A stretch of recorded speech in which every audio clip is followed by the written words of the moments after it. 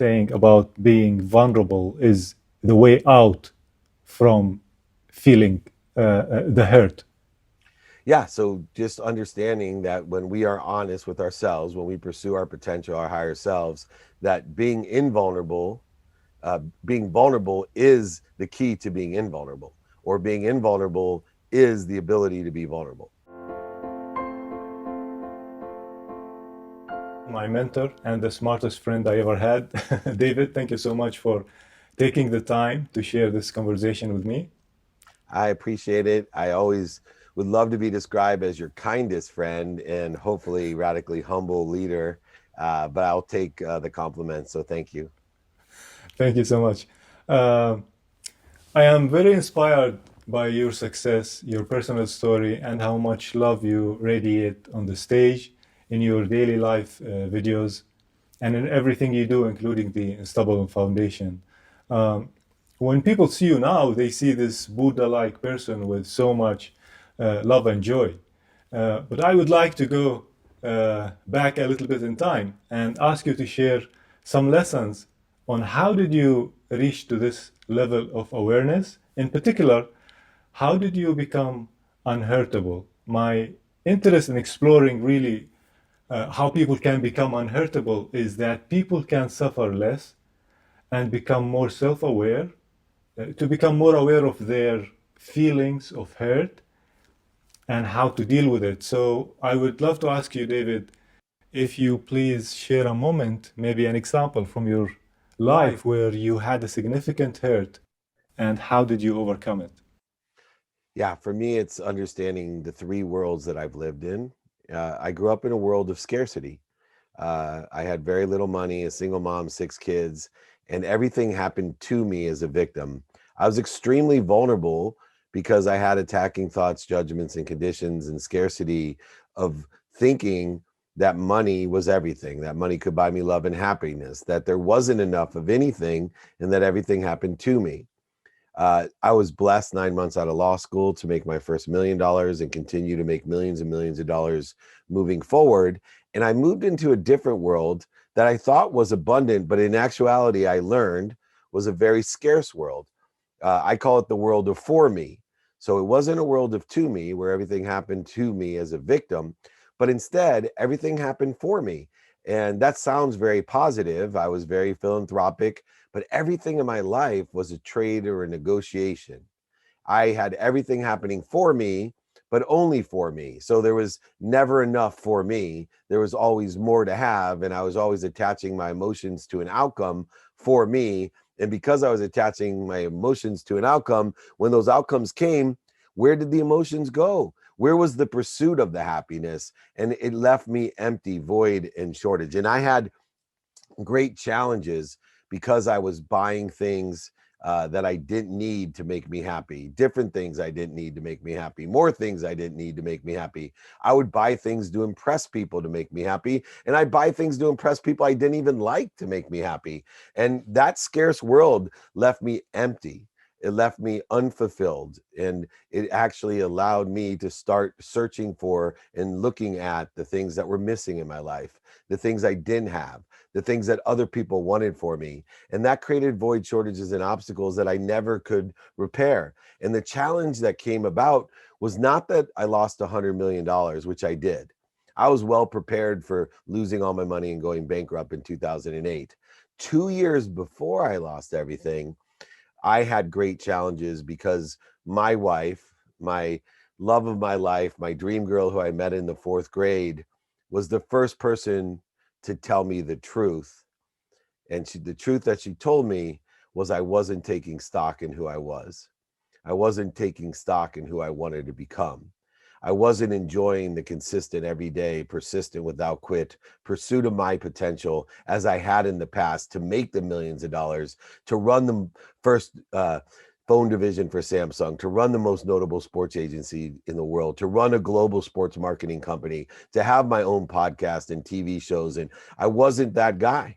I used to be that guy when I lived in those other worlds, but here I was alone, a self-loather, an imposter in my own life, everyone thinking I had everything, everyone thinking I was happy, everyone wanting to be me, a multimillionaire with access to everything you wanted, from billionaires to millionaires to entrepreneurs, celebrities, athletes, and entertainers. And there was my wife to tell me she wasn't happy and that she was going to leave me, and to tell me that I wasn't enough, to bring the realization that I've been living in a world of not enough, of just enough. And I then learned the lesson to live in the world of more than enough of everything for everyone, to live with gratitude, to give me the perspective that I was here to seek what I wanted, not what other people wanted, what was missing or what I didn't have, but seek what I wanted, seek the light in everything, the positivity, the love in everything, and the lessons, as you stated, in everything. I could learn to love everything I did, activity I got paid for, activity I didn't get paid for. And then forgiveness. I had to learn to forgive myself, because you can't give what you don't have. And I was a self-loather. I hated myself because I was a liar, a cheater, a manipulator, an overseller, back-end seller. I needed to forgive myself.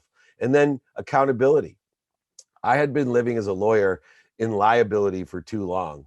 Liability means blame, shame, and justification. Instead, I now was going to live in the world of, what did I do to attract this to myself? And two, what am I supposed to learn from it? And with all three of these, gratitude, forgiveness, and accountability, I could live not only motivated every morning to get up, to get back up, to get started and get back started, but more importantly, to live inspired, in spirit, in a world of more than enough of everything for everyone, a world where it was limitlessness and a world of infinity, and to live that instant between those two, to provide and allow not things to be to me as a victim or for me, where I was buying things I didn't need to impress people I didn't like, but more importantly, through me for other people, to elevate others, to elevate myself, to empower others, simply to live in this same world of abundance, of more than enough, to be happy.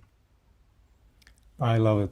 This is wonderful. So I would say that this moment of truth with your wife was the breakthrough, that you realize, wow, this is the greatest hurt I ever had. And how, what was the process of overcoming that? Well, the process was, number one, to realize it wasn't going to happen overnight.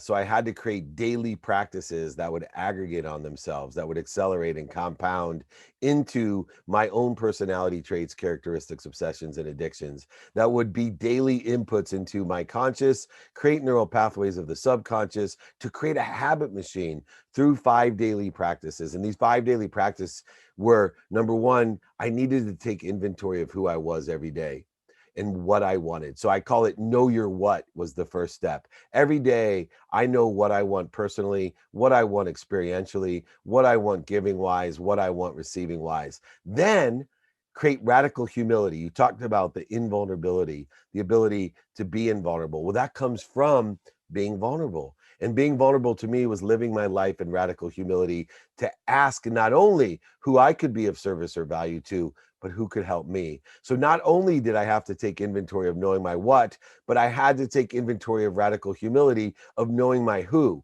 Then I could move on to knowing my how, utilizing the mathematical equation of luck, attention plus intention equals coincidence, utilizing the lenses, the kaleidoscope of Meltzer, the lens of productivity, accessibility, and gratitude, all blend together to allow me to be a student, to study what I have planned, what I don't have planned in my sleep, to study activity I get paid for and I don't get paid for, to create efficiencies, effectiveness, and statistical success. And once I know my what, my who, and my how, I then can establish the now.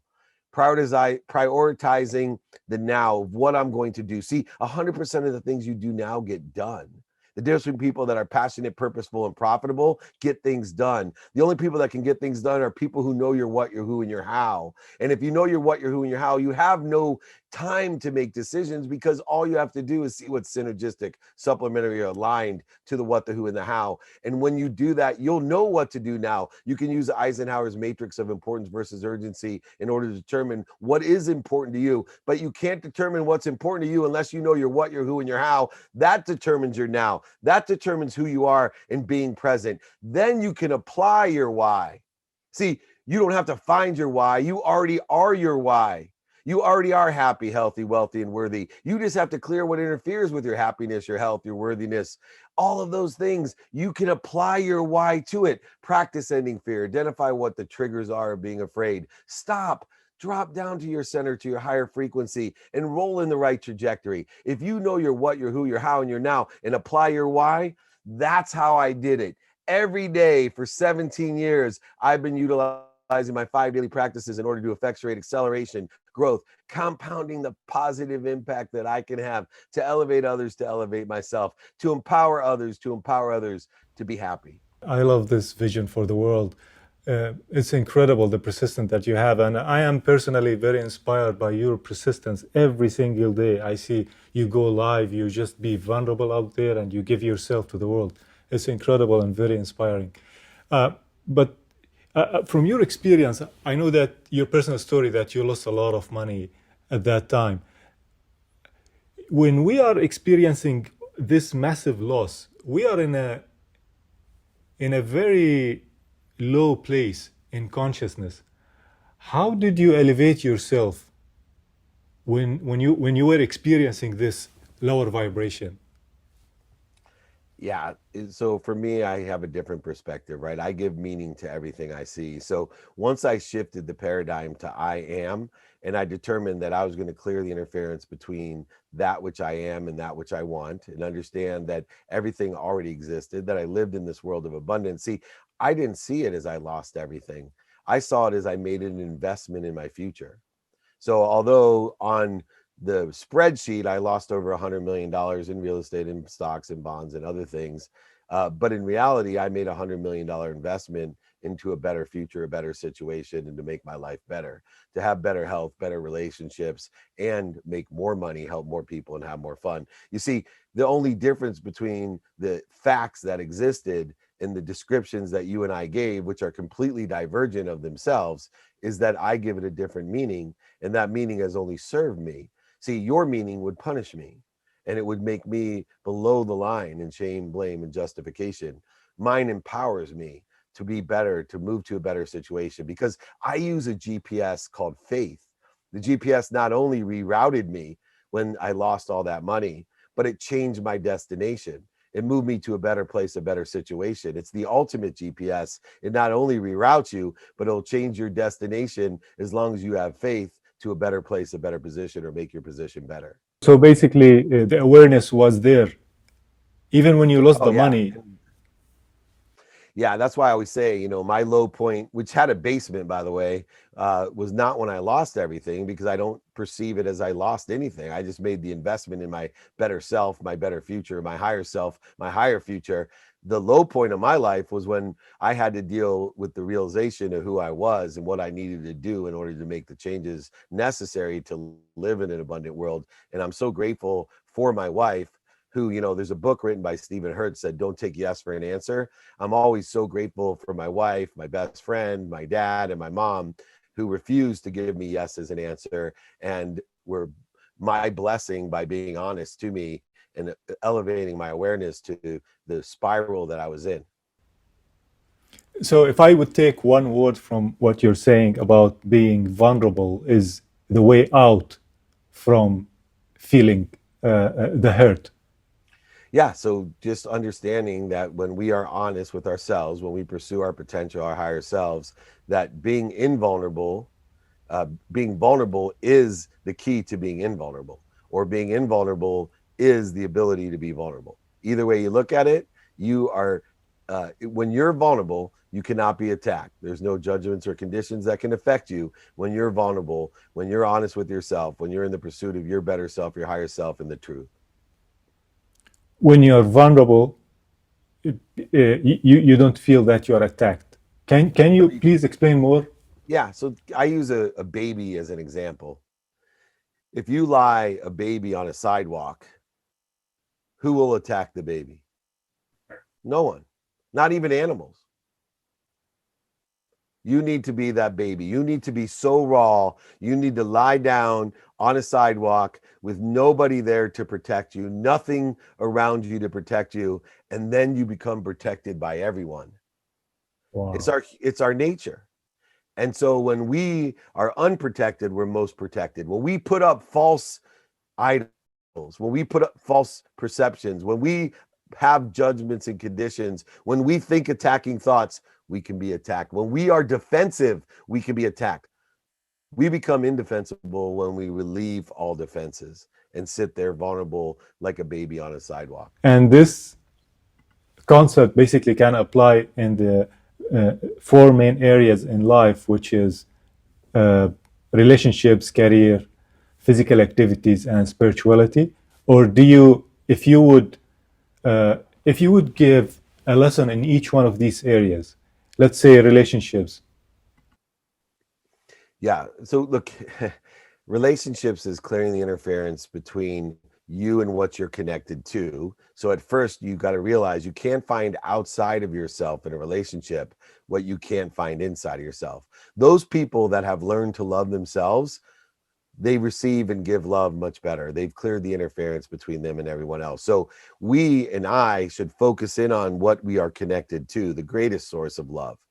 And when we realize that and clear the interference between us and the greatest source of love and allow it to come through us with appreciation and forgiveness and accountability through us to the people we love that we are most relative to, the people we have relationships with, we then clear the interference between us and them as well.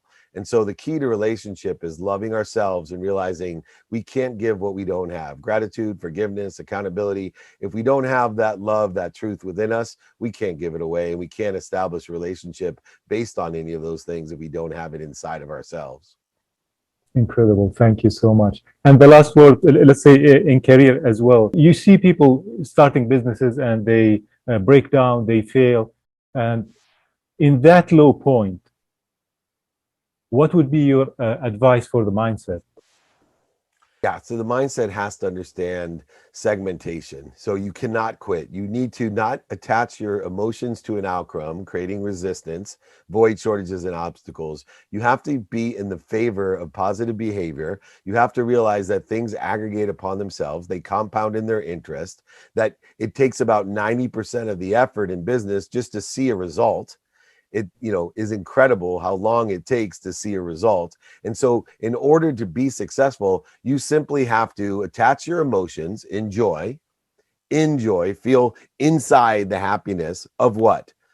Consistent every day, persistent without quit, pursuit of your potential, not what other people are saying about your business, not what other people want for you about their business, not what's missing in your business, not what you don't want in your business, but your potential. If you can enjoy the consistent, persistent pursuit of your potential, you can increase and aggregate that acceleration of progress, not perfection, progress. Perfection could never exist in an infinite universe when you're living limitlessly. You cannot have perfection. You can only have progress. My friend Chris Gardner and Will Smith that did the movie Pursuit of Happiness had it wrong. Happiness is the pursuit, especially in business, in your career, in entrepreneurship. You need to learn to enjoy, pay attention to, give attention to the coincidences you want consistently, persistently in the pursuit of what you want, but use that GPS that I talked about previously, the GPS of faith that says, yes, I'm going to miss an exit, have a flat tire, get into an accident, end up at the donut shop instead of the gym.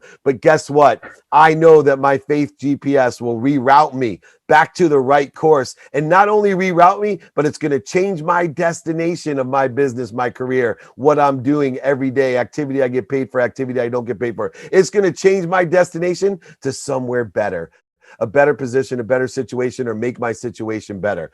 Faith blended with the currency of money will give you everything that you want if you can enjoy the consistent, persistent pursuit of your potential and detach your emotions from that outcome that you think you want. You don't know what you don't know. Be kind to your future self. Do good deeds. I promise you, with gratitude, forgiveness, accountability, and inspiration, you can live in the world of more than enough of everything for everyone. You can empower others to make more money, help more people, and have more fun. In other words, be happy. Alex, thank you so much for this interview. It's been Thank you so much. You're a wonderful gift for the world. Thank you so much. I love you. Everybody can have my stuff. David@dmeltzer.com. Put it in the notes. I'll send my 5 daily practices, my ebook, my audiobook. I'll send a signed copy of my book and ship it to you and pay for it all. Just email me, David@dmeltzer.com. Thank you very much, brother. Thank you.